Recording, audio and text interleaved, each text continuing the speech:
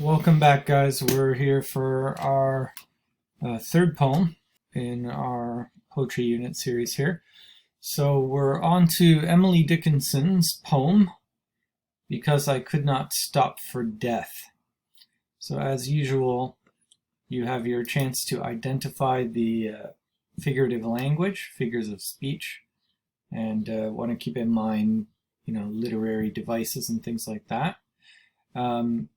And then we want to get into not just the identifying the techniques, but analyzing the meaning, coming to the theme or the message of the poem. Ultimately, that's always our main point, right? We don't want to be just labeling things and identifying, but we want to be interpreting and analyzing. So just some very brief introductory remarks. We don't need to really go into the author's background and things like that for this particular poem.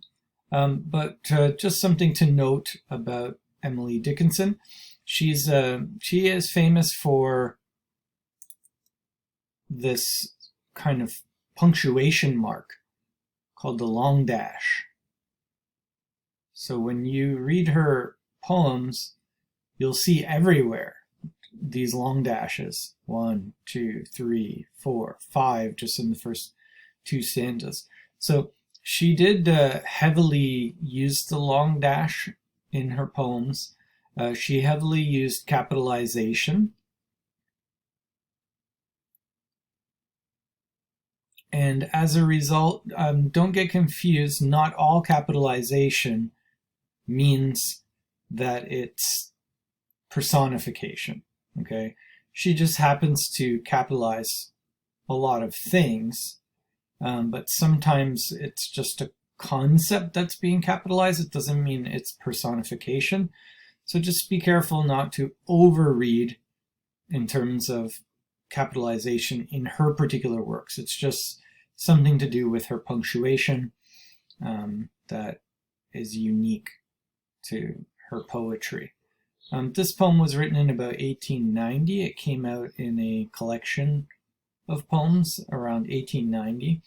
And interestingly, we don't actually know if this was a finished poem or was she still working on it or did she abandon it, because Emily Dickinson never authorized any of her poetry to be published. So these things were published posthumously, which means after someone's death.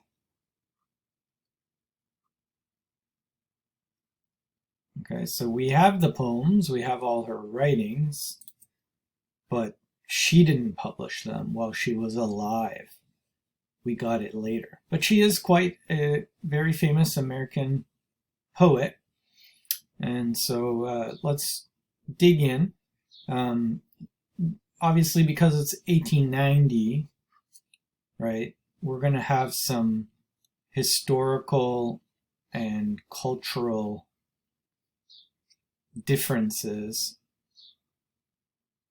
in terms of our modern society and culture. And so you got a little bit of a hint of that here in this little picture that the person who made this worksheet giving you a little clip art clue, okay, a visual clue about how to imagine what's going on in this particular text. Oops. Because to us, it will be quite foreign in some ways. So let's take a look here. Because I could not stop for death, he kindly stopped for me. The carriage held but just ourselves and immortality. What do we notice about the meter and the rhyme pattern, the rhyme scheme? And of course you have supplementary videos to watch about, it's not working correctly for some reason. You have supplementary videos to watch about meter and rhyme scheme as well to support your learning. But we talked about meter before in terms of the stressed and unstressed syllables. And if we take a look here, we'll see that there is a clear pattern. Okay. We also want to ask the number of syllables in each line. So, because I could not stop for death, he kindly stopped for me. The carriage held but just ourselves and immortality. So do we see a pattern here? Unstressed, stress, unstressed, stress, unstressed, stress, unstressed, stressed, unstressed, stress, unstressed, stress, unstressed, stress. I think you see. Very, very clear meter pattern here. Okay, and this is called iambic. Iambic. An iamb is like 2 syllables with a pattern of unstressed stress.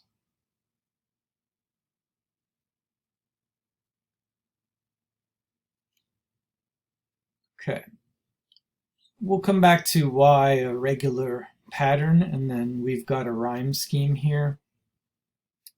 We've got slight rhyme going on, not totally perfect, but we have A, B, C, B.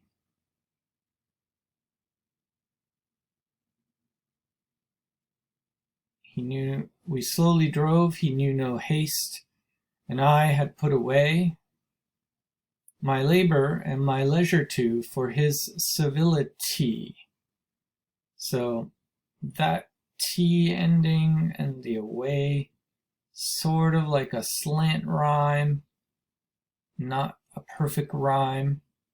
We passed the school where children strove at recess in the ring. We passed the fields of gazing grain. We passed the setting sun. Not really any rhyme going on there. So in terms of a rhyme scheme, we can see, there's nothing clear here. But in terms of the syllables and the stress and unstressed, there was a pattern. If we count it out, because I could not stop for death, 8. He kindly stopped for me, 6. Okay, so I got 8, 6. The carriage held but just ourselves, 8.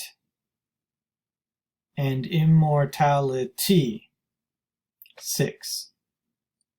So we've got a clear meter here, and we've got a clear stress pattern.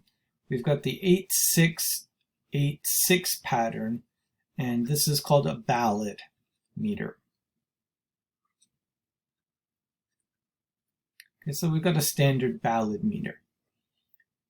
All right, let's dig into the actual poem content though now. So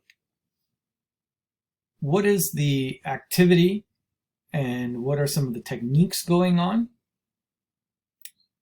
Because I could not stop for death. And notice the capitalization of D. Now I said be careful not to overread capitalization in her poems, but in this case it's a concept which is capitalized, an idea, and he as a person kindly stopped for me. So we have personification, right? Because death is driving a carriage. Okay, so he's the driver here.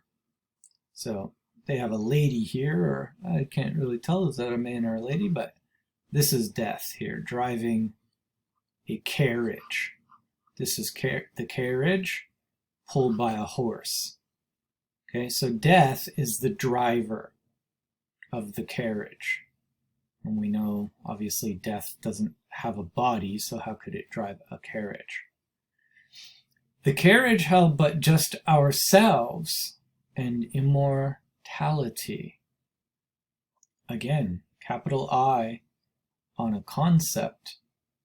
What's immortality? Living forever. So same thing, personification, coming up again here. Okay, so there's 3 people in the carriage. There's the speaker, there's death, the driver, and then there's this idea of immortality being a person.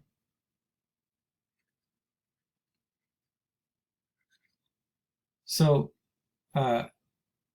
immortality is living forever.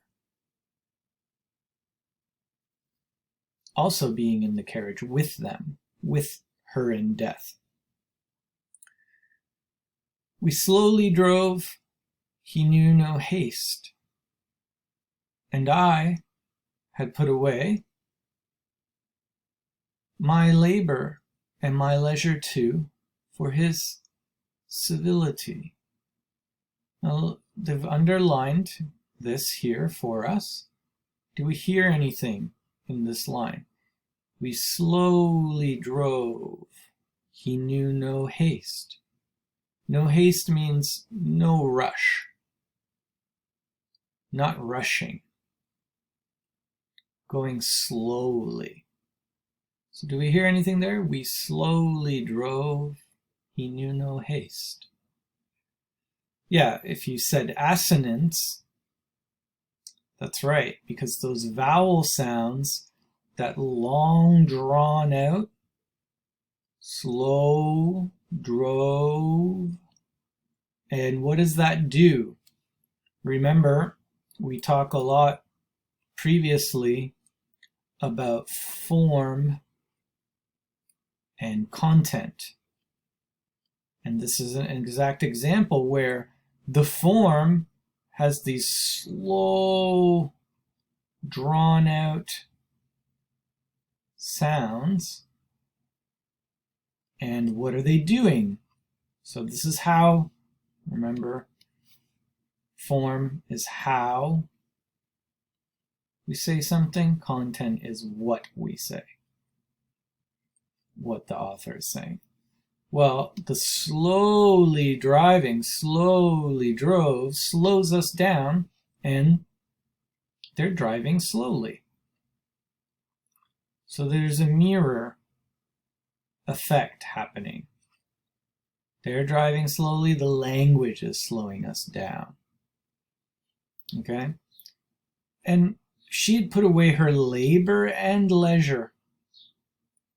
Well, we've actually got another technique going on there that we could mention.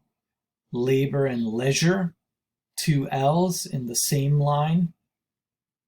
My and my, 2 M's in the same line.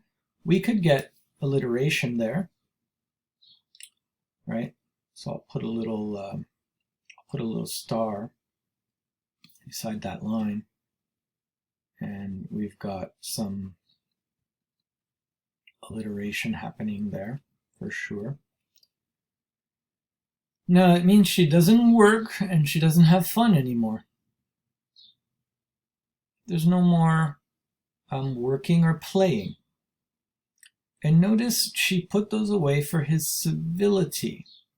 Civility means civilized, like very polite manners.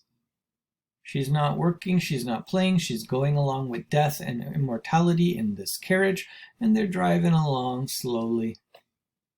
And there's sort of a gentlemanly idea because he's driving the carriage with the nice hat on and so on.